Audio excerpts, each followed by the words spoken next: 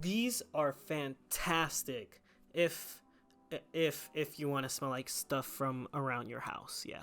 Hey y'all, Joe here. Thanks for stopping by. I want to preface this video by saying that all of my videos are subjective, especially this video is more of a poking fun joke type video. At the end of the day, you should wear what you like, what makes you happy, and what makes you feel confident. And with that out of the way, let's get into the video. First off, potpourri.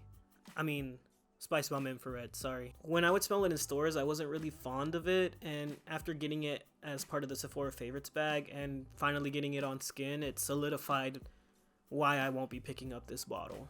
I understand that they're going back to their root of spices, especially after the backlash from night vision, but to be honest, the cinnamon accord in here just reminds me of the potpourri my grandma used to have around her house. So personally, I'm not the biggest fan of this. The only time I'd probably use it is in the bathroom to air out the smell. I'm just poking fun at you, Spice Bomb, but you do really remind me of potpourri. Up next, we have a fragrance that smells like you doused yourself in the most pungent of Coca-Cola syrup.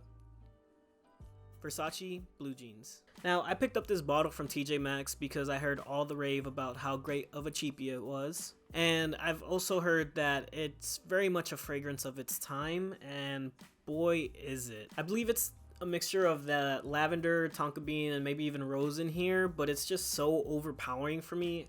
I just can't wear it. The first time I tried it on, I had to wash it off because I couldn't get over how strong the smell was, and not in a pleasant way. I've tried it a few more times, but I'm gonna be honest, this is just a no-go for me.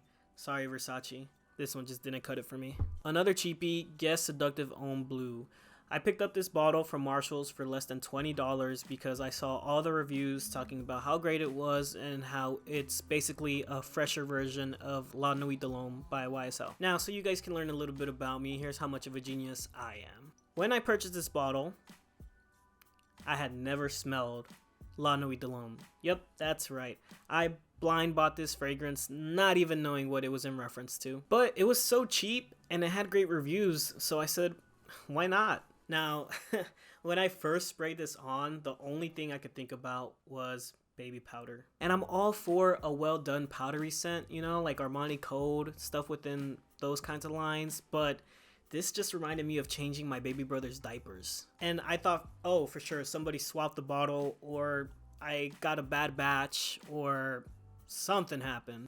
But I ended up getting a La Nuit de l'Homme sample and sprayed it on, and I also got that same kind of talc powder, baby powder kind of scent from it. I will say the reviews are pretty fair in that this does smell like a fresher take on La Nuit de l'Homme, and if you want to kind of get your nose on what La Nuit de l'Homme might smell like, this is definitely a great pickup. But off of my skin, and in my opinion, La Nuit de l'Homme has the saving grace of having that tonka bean in the dry down, which gives it a little bit of sweetness, which makes the powderiness more palpable. Whereas this just kind of smells like a fresh, not aquatic, but almost a little bit cleaner powdery scent. But to my nose, it just kind of stays flat throughout its life. It doesn't really evolve or dry down into anything. Kind of when I first spray it on is kind of what I get the entire time. Whereas La Nuit de l'Homme, I get that powderiness, but then on the dry down, giving it a whiff, it has that tonka bean in there that makes it a little bit sweeter and, in my opinion, a little more wearable. Now, I want to end on a high note and talk about Prada Lunarosa Carbon. And I know what you're thinking. If you don't like the way it smells, why do you have so much of it?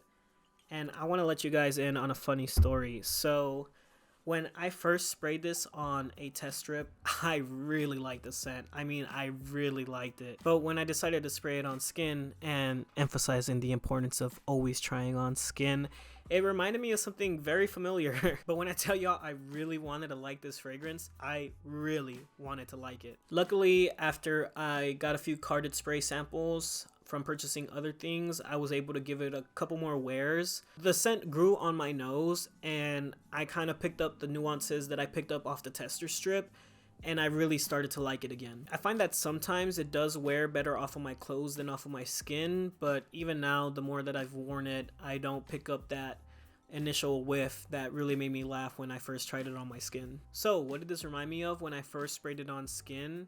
Well, for a fragrance that gets compared to Sauvage EDT, It reminded me of none other than Ajax dish soap.